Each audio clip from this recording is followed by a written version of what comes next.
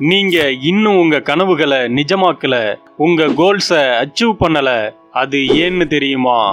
ஏன்னா நீங்க மற்றவங்களோட ஒப்பீனியன்ஸை அதிகமாக கேர் பண்றீங்க, மற்றவங்களோட ஜட்ஜ்மெண்ட்டை ரொம்ப அதிகமாக கேர் பண்றீங்க, மற்றவங்க முன்னாடி அவமானப்பட்டுடுவோமோன்னு பயப்படுறீங்க.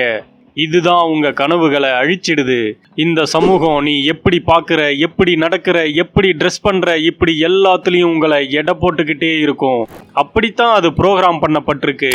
இன்டர்நெட் டெக்னாலஜி வளர்ந்த இந்த கோல்டன் ஏஜ்லேயும் இதே ப்ரோக்ராம் தான் ரன் ஆகிட்டு இருக்கு. உன்னோட கனவு வாழ்க்கை உன் கைக்கு எட்டுற தூரத்தில் இருந்தாலும் மற்றவங்க உன்னை பிடிச்சு பின்னாடி இழுக்க நீ அனுமதிக்கிற.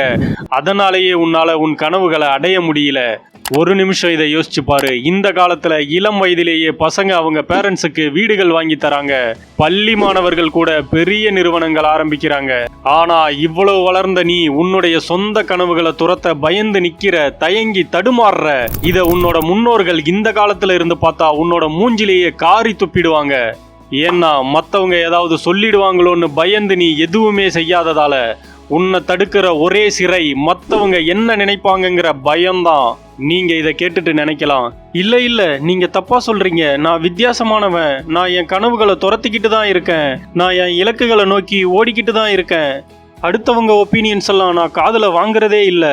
ஆனா உண்மையிலேயே நீங்க உங்க ஆழ் மனசுல அடுத்தவங்க என்ன சொல்லுவாங்களோன்னு நினைச்சுதான் கவலைப்படுறீங்க. நீங்க உங்க மனசை தொட்டு உண்மைய நேர்மையா சொல்லுங்க. அடுத்தவங்க ஒப்பீனியனை பத்தி நீங்க கவலைப்படுறதே இல்ல. எல்லாருமே அந்த தப்பை பண்ணிக்கிட்டு தான் இருக்காங்க. அதிலிருந்து வெளிவர நான் ஒரு டெக்னிக் சொல்லி தரேன். சில மாதங்களுக்கு ஒரு முறை உங்களுக்கு நீங்களே ஒரு லெட்டர் எழுதுங்க. கனவுகளை நோக்கி ஓட முடியாத உங்களோட 80 வருஷ ஓல்டு வெர்ஷனுக்கு இப்போ நீங்க என்ன பண்ணிக்கிட்டு இருக்கீங்கன்னு அவர்கிட்ட ஷேர் பண்ணுங்க. அவர்கிட்ட கேளுங்க, இப்போ நான் போற பாதை சரியானதா, இந்த பாதையில போனா பின்னாடி நீங்க வருத்தப்படுவீங்களா, சஃபர் ஆவீங்களான்னு. அப்படியே இப்போ நீங்க 80 வயசுல இருக்கிற மாதிரி யோசிச்சு பாருங்க. அந்த வயசுல நீங்க அடுத்தவங்க ஒப்பீனியனை பத்திலாம் கொஞ்சம் கூட வருத்தப்பட மாட்டீங்க. அடுத்தவங்க ஜட்ஜ்மெண்ட்டை பத்திலாம் எந்த கவலையும் பட மாட்டீங்க. உங்களை வருத்தப்பட வைக்கிற ஒரே விஷயம் எதுவா இருக்கும்னா, மற்றவங்க அது சொல்லுவாங்களோ இது சொல்லுவாங்களோன்னு பயந்து என் கனவுகளை தொலைச்சிட்டனே, என் வாழ்க்கையை இப்படி வீணடிச்சிட்டனேன்னு மட்டும்தான் இருக்கும்.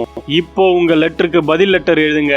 80 வயசுல இருந்து எழுதுற மாதிரி, என்ன நடந்தாலும் யார் எதை சொன்னாலும் எதையும் காதுல வாங்காம உன் இலக்குகளை மட்டும் நோக்கி ஓடு, உனக்காக வாழு அப்படின்னு எழுதுங்க. அவர் உனக்கு சொல்றது ஒன்னே ஒண்ணுதான், அஞ்சாமல் செய், காலம் குறைகிறது. இதுல உண்மை என்னன்னா, கேர் பண்றது ரொம்ப ரொம்ப விலை உயர்ந்தது. நீ ஒவ்வொரு முறை கவலைப்படும் போதும் கேர் பண்ணும் போதும் உன்னுடைய ஆற்றலை செலவழிக்கிற. பெரும்பாலான மக்கள் கேவலம் அரசியல் சண்டை, சினிமா சண்டை, கிசுகிசுக்கள் எல்லாம் தங்களோட எனர்ஜியை வீணடிக்கிறாங்க. ஆனா சக்சஸ்ஃபுல் பீப்புள் அவங்களோட எனர்ஜியை தங்கம் போல பாதுகாக்கிறாங்க. அவங்க கேர் பண்ணிக்கிறது 4 விஷயத்துக்கு தான். அது குடும்பம், நோக்கம், பாரம்பரியம், கடவுள். மத்தது எல்லாம் அவங்களுக்கு வெறும் கூச்சல் தான். நீயும் அந்த சத்தத்தை கண்டுக்காம விட்டுட்டினா வாழ்க்கை ரொம்ப ஈஸியாகிடும், மனம் தெளிவாகிடும், உன்னுடைய பலம் பெருகும். உன்னுடைய நேரமும் ஆற்றலும் விலை மதிப்பில்லாதது. ஒரு தடவை போச்சுன்னா திரும்ப பெற முடியாது. சோ நீ செலவழிக்கிற ஒவ்வொரு நிமிஷத்தையும் யோசிச்சு பாரு. நீ உன்னுடைய ட்ரீம் லைஃப் அடைய போறியா, இல்ல அடுத்த 5 வருஷங்களுக்கு பிறகு உன்னை நினைவுல கூட வச்சுக்காத இந்த மக்களுக்காக வீணடிக்க போறியா? நீ பிறந்தது பயந்துகிட்டே வாழறதுக்கு இல்ல, நீ பிறந்தது துணிவோட ஜெயிக்கிறதுக்காக, உருவாக்குறதுக்காக. ஒண்ணுமே இல்லாத இந்த அற்ப விஷயங்களை பத்தி கவலைப்படுறத நிறுத்துற அந்த செகண்ட்ல இருந்து ஆரம்பிக்குது வாழ்க்கை. உன் வாழ்க்கை உனக்காக காத்திருக்கு. எதுக்காகவும் தயங்காத, யாரை பார்த்தும் பயப்படாத, உன் இலக்க நோக்கி ஓடு. உன்னோட ஓல்டர் வெர்ஷன் உன்னை பார்த்து பெருமைப்படும்படியான வாழ்க்கைய வாழு. இன்னொரு முக்கியமான விஷயம், நீங்க உங்க வாழ்க்கையில அடுத்த கட்டத்துக்கு முன்னேற விரும்பினா இந்த சேனலை சப்ஸ்கிரைப் பண்ணி உங்க அன்பை கொடுங்க. நன்றி.